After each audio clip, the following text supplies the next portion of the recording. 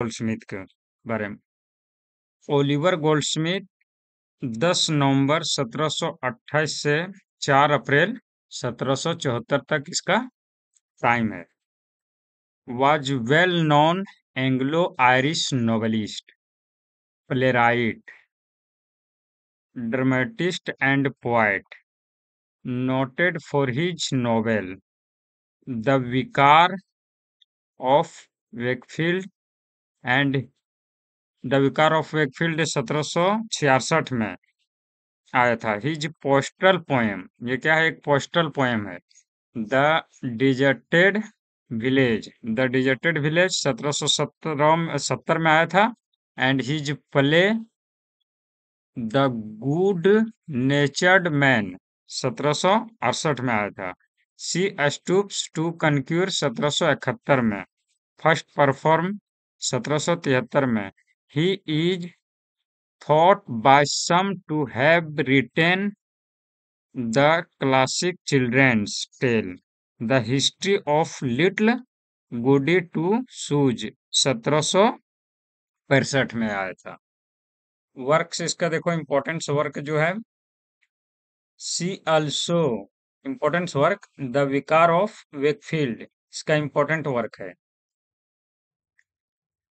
The good natured man, ये इसका important work है। द ट्रेवलर, ये पोएम है एक। And she stoops to conquer. अब देखते हैं इसका point. He was an Anglo Irish novelist, playwright and poets. He is best known for his the विकार of Wakefield 1766। He postal poem the विकार of Wakefield 1766 में आया था और ये एक पोस्टल पोएम है। द डेजर्टेड विलेज 1770 में। And his play the good natured man 1768 में। And she stoops to conquer 1771 में। He has also written the classic children tale the history of little goody two shoes 1765 में। Horace Walpole given him a faith inspired idiot. Goldsmith essay were originally published as The Chinese Letter। इसका जो ऐसे है वो originally published होता था Chinese letters में। All the motion of Goldsmith nature moved in the direction of the true, the natural, the sweet, the gentle. These lines are written by Thomas D. Quincy. These lines are written by Thomas D. Quincy. The comedy Good Natured Man was staged at Convent Greater Theatre. The comedy Good Natured Man was staged at Covent Garden Theatre. He was buried in Temple Church. He was buried in Temple Church in London में। Major works of Goldsmith, इसका major works देखते हैं। The present state of polite learning ऐसे है। The विकार of Wakefield 1776 में आया था। सी स्टूप्स टू कनक्यूर 1773 में आया था। द डेजर्टेड विलेज 1770 में आया था। Poem and play an elegy on the death of man dog the citizen of the world in 2 volume. The traveller the history of little goody two shoes 1765 children's tale. Description of author bed chamber poem है ये। The village school master poem है। देखते हैं और है इसका work, देख लेते हैं इसका अदर वर्क, उसके बाद हम लोग एंड करते हैं इसको। अदर वर्क्स, अदर वर्क में क्या है? Account of the Augustan age in England 1759। The life of Richard Nash Beau Nash 1762। The history of England from the earliest time और to the death of George second in 4 volume 1771। Doctor Goldsmith Roman history abridged by himself for the use school 1772। History of the earth and animated nature 1774। The complete poetical works of Oliver Goldsmith 1887 edited by Aston Dawson. ठीक है। The complete poetical works of Oliver Goldsmith 1887 में आया था, edited by Austin Dobson. The poems and play of Oliver Goldsmith Frederick Warne and co 1889। The grumbler an adaptation 1931 edited by Alice I Perrywood. Goldsmith has sometimes been credited with writing the classical children's tale, The History of Little Goody Two Shoes. Through this cannot be proved. आज हम लोग इसका work details में देखेंगे। The विकार of Wakefield.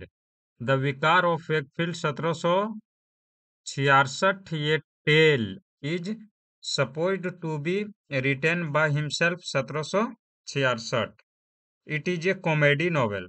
ये क्या है? Comedy novel by him. It is the only novel by him. Plot, इसका प्लॉट देख लेते हैं। द विकार, doctor Charles primrose and his wife. The विकार में doctor Charles primrose and his wife Deborah and their 6 children. Deborah and their 6 children lives an idyllic life in a country Paris. अगला point है, he has invested his wealth to merchant which he had received from a deceased relative and thus is wealthy. He donated $34 to local orphans and war veterans. This money he receives from his annual income of job. अगला point है, on the evening of his son George's wedding to wealthy Arbella Wilmot, the vicar loses all his money because the merchant in whom he has invested left the down admirably as he was bankrupt.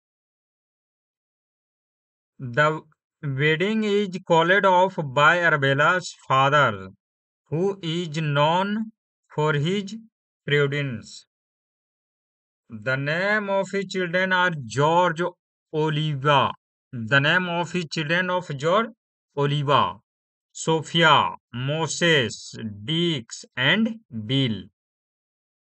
George is sent away to town and rest of the family moves to the land of Squire Thornhill, whom he is known to be Womanizer, a habitual seducer of women.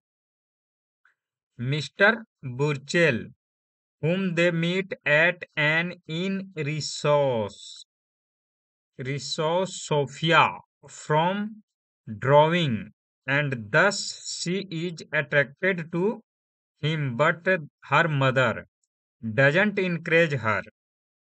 अगला point है, finally Olivia is reported to be killed actually deceived by Squire Thornhill, he planned to marry her in a mock ceremony and leaves her there shortly after, as he had done the same with many women before.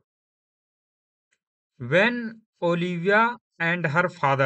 return home, Olivia and her father return home, they find their house in flame and they lost all their belongings. Squire Thornhill asked for the rent, but as Primrose couldn't pay and he brought to prison. A chain of dreadful occurrences takes place. Olivia is reported dead. Sophia is abducted.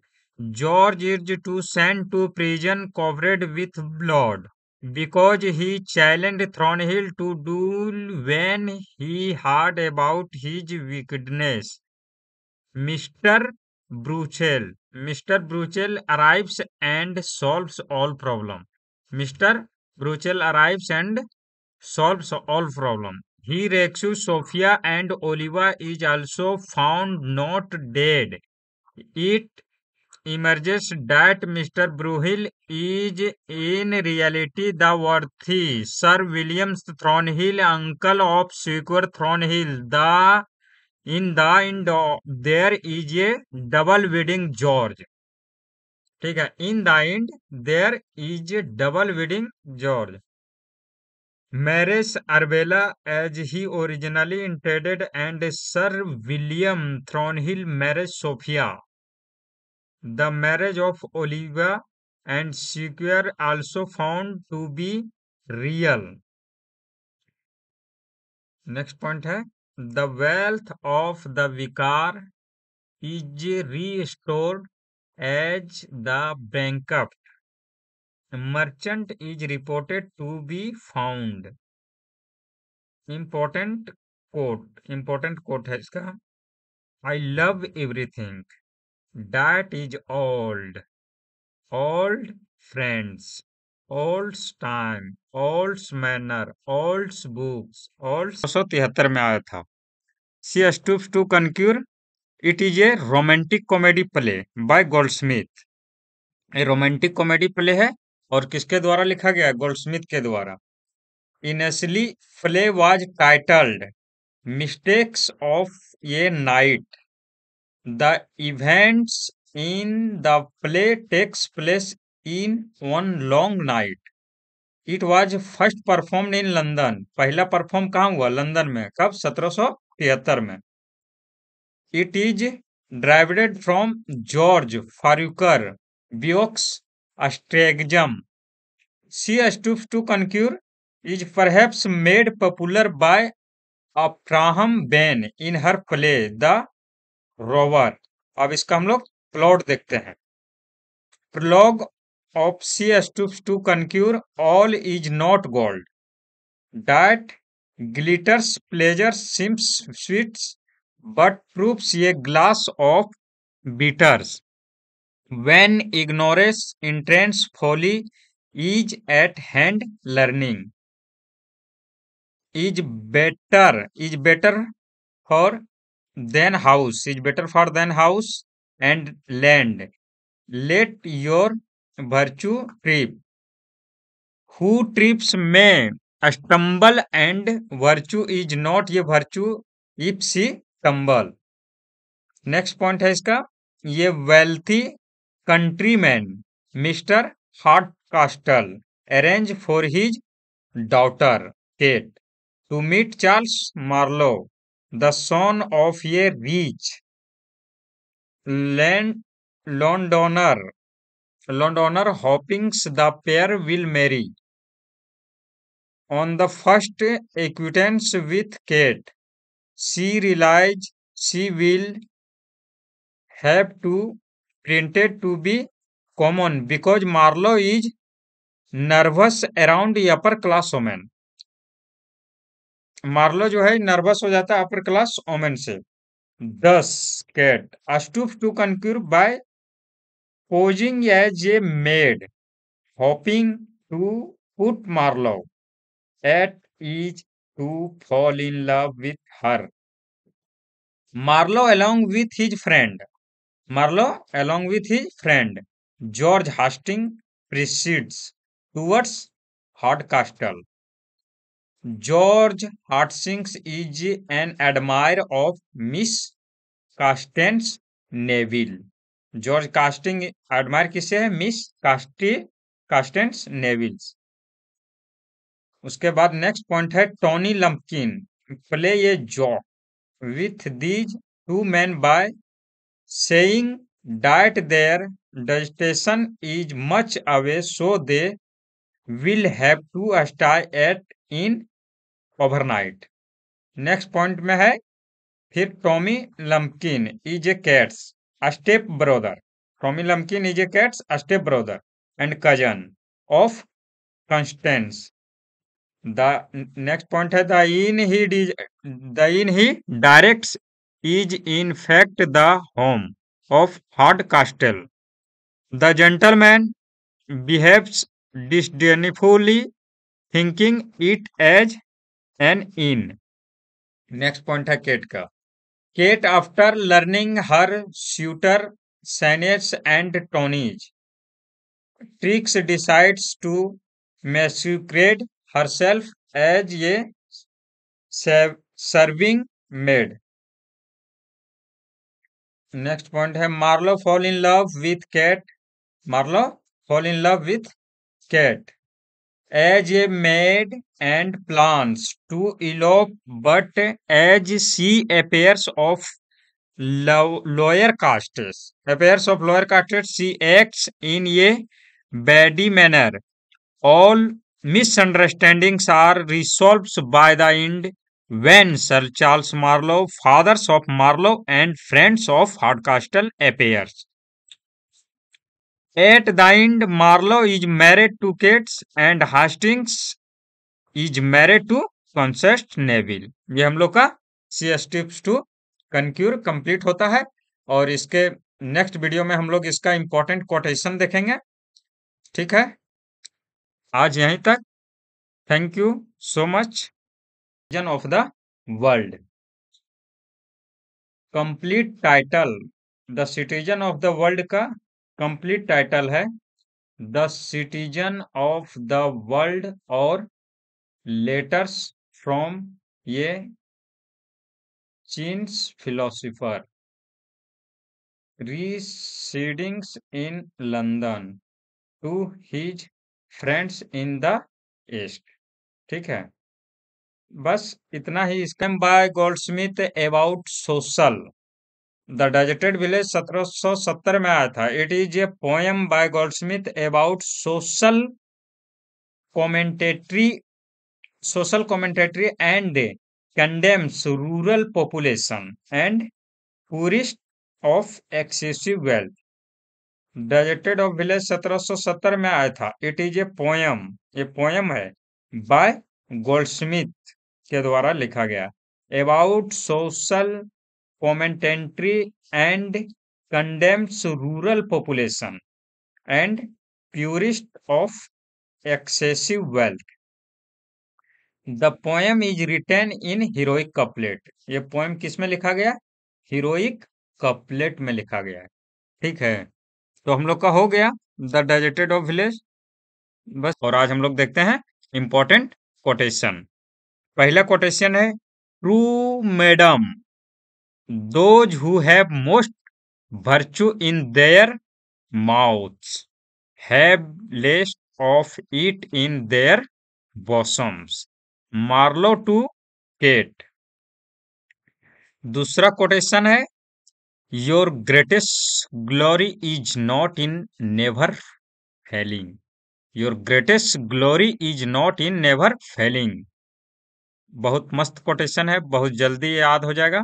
But in rising every time we fail. तीसरा quotation है ask me no questions and I will tell you no fibs. चौथा quotation है I love everything that is old. I love everything that is old. Old friends, old times, old manners, old books, old winds by mister Hardcastle. हम लोग ये जो story पढ़े थे इसका gold Oliver Goldsmith का, उसी का वर्क का है ये quotation. I love everything that is old. Old friends, old times, old manners, old books, old winds by mister Hardcastle. पांचवा कोटेशन है इसका, He who fights and runs away may lives to fight another day, but he who is battle slain can never rise to fight again। छठा quotation और last quotation है इसका, the comic muse long sick is now dying, it is appears in the prologue. Okay, ये हम लोग का quotation हो गया ओलिवर गोल्डस्मिथ का, जो कि बहुत सारे एग्जाम में पूछे जाते हैं, कोटेशन अधिक करके पूछते हैं, तो इसीलिए हम लोग सोचे आज कोटेशन कर लेते हैं, important quotation. Okay, thank you for watching.